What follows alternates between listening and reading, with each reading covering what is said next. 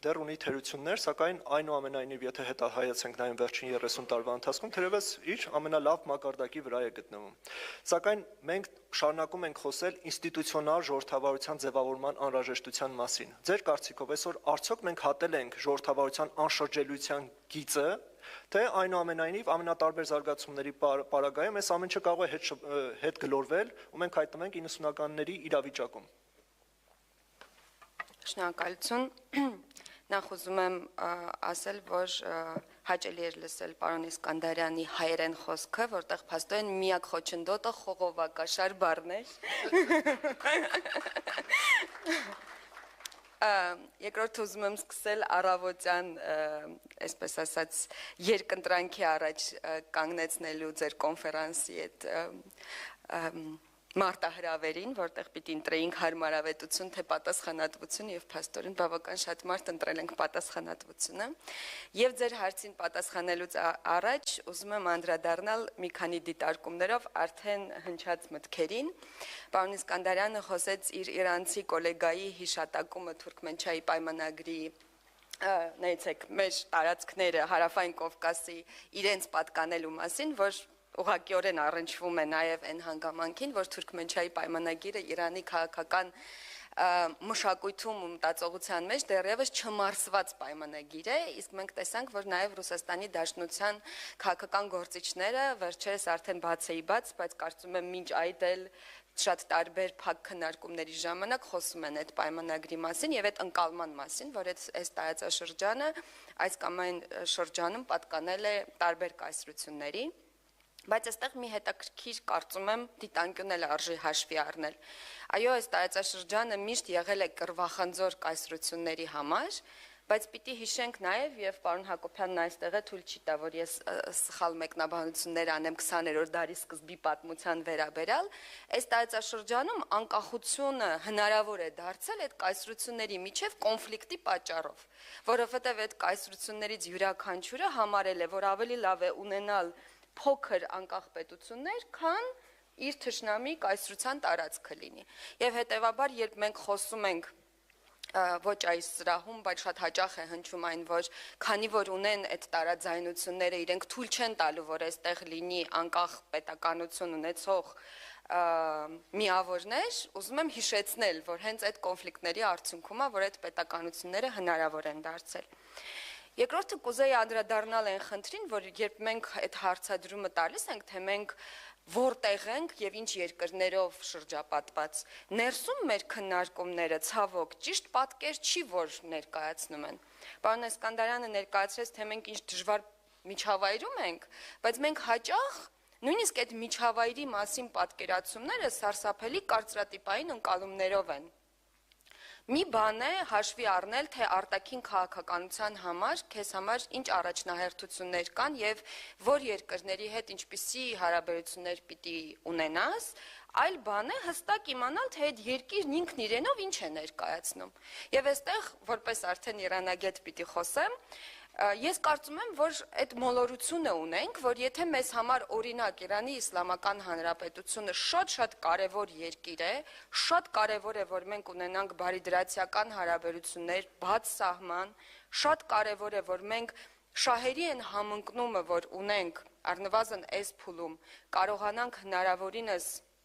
օգտագործել ի օգուտ մեզ, ամենևին չի նշանակում, որ մենք պիտի ներկայացնենք Իրանի մասին այնպիսի պատկեր, կարծես այնտեղ իշխում է Հաֆեզը, Օմար Խայամը, կամ չգիտեմ, գրական գեղարվեստական սիրելի կերպարներ եւ դրախտային ինչ-որ պատկեր ներկայացնենք, դրանից էլ բխեցնենք, թե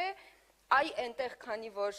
համակարգը ժողովրդավարական չի կամ տարբեր ընկալումներով, տարբեր չափումներով ժողովրդավարական չի, իհարկե տարբեր 12 իմամական շիիզմի հետևորդներ կասեին, որ լավագույն ժողովրդավարությունն է իրենց մոտ, այդ պատճառով ուզում եմ շեշտել, որ ընկալումների հարց է,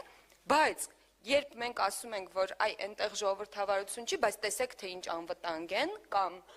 ներկա օրինակ պատերազմի փուլում, պատերազմի ընթացքն ու հետևանքները շատ կոնկրետ կարծրատիպային մոտեցումներով ենք վերլուծում եւ մեկնաբանում, սա նույնպես մեզ թույլ չի տալիս իրապես քննարկել ինչ գործիքակազմ, ինչ տեսակ համակարգ, ինչ տեսակ զարգացումներ կարող են մեզ էլ որպես պետություն օգնել, որ մենք անվտանգ լինենք ավելի։ Հիմա անդրադառնալով կոնկրետ ձեր հարցին, իհարկե գիտական քննարկումներում, գիտական գրականության մեջ կա այդ դիլեման, ժողովրդավարություն թե անվտանգություն, եւ շատ տարբեր մոտեցումներ կան։ Մոտեցումներից մեկն ասում է, որ հնարավոր չի իրական անվտանգություն ունենալ առանց ժողովրդավարական ինստիտուտների եւ ժողովրդավարական վերահսկողության։ Կան մոտեցումներ, որ խոսում են այն մասին, որ դա հատկապես վերաբերում է ներքին անվտանգության հարցերին, որ հատկապես մեծ ժողովրդավարությունները հաճախ ստիպված են լինում որոշակի զիջումների գնալ իրենց ներքին ժողովրդավարական օրենքների մեջ, մոտեցումների մեջ, որպեսզի այդ անվտանգությունը կարողանան լավագույնս իրագործեն։ Բայց կարծում եմ մեզանում էլ է սա շատ կարծրատիպային ձևով քննարկվում, որովհետև դուք նշեցիք, որ մեկնաբանվում են մեր ձախողումները նրանով, որ մենք անվտանգ էինք, երբ պակաս ժողովրդավար էինք, հետո դարձանք ժողովրդավարական երկիր եւ ձախողեցինք անվտանգության հարցում։ Բայց խնդիրն էս է, որ այս պնդման մեջ առնվազն 3 ոչ ճիշտ ենթապնդումներ կան։ Նախ մենք չենք եղել անվտանգ, որովհետեւ մի իրավիճակում, երբ տարիներ շարունակ չլուծված կոնֆլիկտի պայմաններում մենք, չասեմ ամեն տարի, ասեմ ամեն ամիս զոհեր էինք ունենում սահմանին, երբ անվտանգության բացակայության զգացողությունը այնքան բարձր մակարդակի վրա էր, որ արտագաղթը ոչ մի կերպ չէինք կարողանում դադարեցնել տասնամյակներ շարունակ, այս բոլոր պայմաններում խոսել անվտանգության մասին, ես կարծում եմ անհարկի ուռճացում է։ Անհարկի ուռճացում է ասել նաև, որ 18-ից հետո մենք ժողովրդավարական երկիր ենք դարձել։ Մենք հիմա էլ ժողովրդավարական բոլոր չափանիշներին, այսպես ասած, համապատասխան, եւ սա իմ կարծիքը չի, սա տարբեր միջազգային զեկույցների, այսպես ասած, գնահատականներն են։ Մենք անում ենք քայլեր դեպի ժողովրդավարություն, բայց դեռևս մեզանում ոչ միայն սպառնալիքներն են հիբրիդային, այլ նաեւ քաղաքական համակարգն է դեռևս գնահատվում որպես հիբրիդային։ Մենք պիտի գնահատենք այդ քայլերը դեպի ժողովրդավարություն, բայց չասենք, որ մենք արդեն ժողովրդավարական ենք եւ ամեն ինչ լուծել ենք արդեն։ Հետևաբար ինքնին պնդումը, որ մենք այ ժողովրդավարական ենք դարձել, այդ պատճառով ձախողել ենք, անհիմն է։ Բայց կա նաեւ երրորդ մոլորությունը սրա մեջ, որովհետեւ եթե մենք լինեինք ավելի ժողովրդավարական, ես կարծում եմ, որ կոնֆլիկտի վերաբերյալ հասարակական քննարկումներն ավելի շատ կլինեին, պատկերացումները, թե ինչ է նշանակում չլուծված կոնֆլիկտ եւ ինչ քայլերի պիտի պետությունը գնա այդ հաղթահարելու համար, կլինեին ավելի բաց,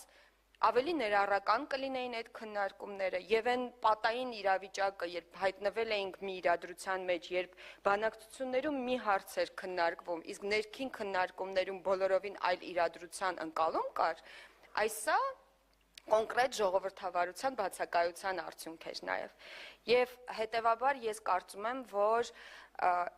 չմոռանալով նաև ձեր երկրորդ հարցը, քանի որ ես չեմ կարծում, որ մենք հասել ենք իդեալական վիճակի ժողովրդավարական զարգացման տեսանկյունից, ես իհարկե չեմ կարծում, որ անշրջելի են նաև այն բոլոր քայլերը, որ արվել են, եւ կարծում եմ, որ շատ կարեւոր է շարունակել ընթացքը դեպի ավելի ժողովրդավարական, ավելի հաշվետու ինստիտուտներ, ավելի թափանցիկ գործելավոճ եւ այդ բոլորը կարծում եմ առնվազն Հայաստանի համատեքստում մեզ հակառակը օգնելու է դառնալ ավելի անվտանգ եւ ներքին անվտանգության տեսանկյունից եւ արտաքին անվտանգության տեսանկյունից եւ մի վերջին նախադասություն էլ արտաքին քաղաքականության հետ կապված, երբ մենք խոսում ենք առհասարակ թե ինչ տեսակ արտաքին քաղաքականություն ունենք եւ ինչ ենք փորձում հիմա ունենալ, ինձ մոտ այդ զուգահեռն է առաջանում էլի նեղ մասնագիտական գուցե խեղման արդյունքում, երբ իսլամական տարբեր գործիչներ խոսում են մարդու իրավունքների մասին իսլամի համատեքստում, ասում են մարդու իրավունքներ Ալլահի պատկերացումների համատեքստում, իսլամական պատկերացումների համատեքստում։ Հիմա իմ պատկերացմամբ մինչև վերջերս մենք ունեցել ենք արտաքին քաղաքականություն այնքան որքան հնարավոր է Ռուսաստանի Դաշնության աշխարհի մասին եւ այս տարածաշրջանի մասին պատկերացումների համատեքստում ունենալ այդ ազատությունը։ Ես նույնիսկ այդ հատվածում էլ չեմ կարծում, որ մենք անշրջելիության ինչ որ կետ ենք անցել, որ կարող ենք շարունակել այդ ճոխությունը ունենալ ավելի մեծ ազատություն ունենալու արտաքին քաղաքական ոլորտում, բայց կարծում եմ, որ պիտի շատ ավելի գործուն քայլեր ձեռնարկենք, որ հնարավորինս ընդլայնենք այդ ազատության տարածք գործելու նաև արտաքին դաշտում։ Շնորհակալություն Տիկին Դավթյան։ Մեր հաջորդ բանախոսը Արսեն Խառատյանն է, Ալիք մեդիայի հիմնադիր։ Տիկին Դավթյանը բավական հետաքրքիր թեմա բացեց, պարոն Խառատյան, խոսք վերաբերում է արտաքին քաղաքականությանը, եւ ձեր կարծիքով արդյոք ժողովրդավարությունը նաև Հայաստանի համար արտաքին քաղաքական վեկտոր է, եւ արդյոք ժողովրդավարությունը կարող է դառնալ նաև դիվանագիտական գործիք, դիվանագիտական ռեսուրս Հայաստանի համար։ Շնորհակալություն, ինձ էլ թույլ տվեք ողջունել հայկական խորհրդին իր Սանդրանիկ համաժողովը գումարելու համար, շնորհակալություն նաև հրավերի եւ այս Կիրակնորյա առավոտը ձեզ հետ կիսելու հնարավորության համար։ Տեսեք,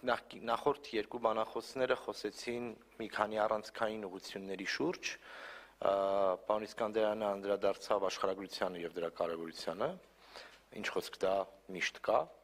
նույնիսկ հիմա երբ Բրյուսել ենք գնում, որոշ եվրոպացի պաշտոնյաներ ասում են, դե հիմա Մոլդովան ինչ անենք, Ռումինիային կպածա, այնտեղ ավելի արագ ենք կարող ինչ-որ հարցեր լուծել, հա, եւ այդ աշխարհագրությունը իհարկե չենք կարող փոխել, անխոս, այն քաղաքական աշխարհագրությունը, որի շրջանակներում մենք ապրել ենք եւ շարունակում ենք ապրել, այո, գծվել են մեզ հարակից կամ մեզ հարևան դարձած գերտերությունների կամ խոշոր պետությունների կողմից, հա, Թուրքմենչայ Գյուլիստանից մինչև Կարս ու Մոսկվա, այդ են պայմաններ են, որոնց շուրջ, հա, համաձայնություն։ Այնպես Մերձավոր Արևելքը իր հետ գաղութային շրջանում, հա, այսինքն Պետրոգրադում Սայքս-Պիկոյով էր գծվում, հա, եթե նայելու լինեք արաբական թերակղզու սահմանները, դրանք սահմաններ չեն, դրանք կանոնով գծված բաներ են, որտեղ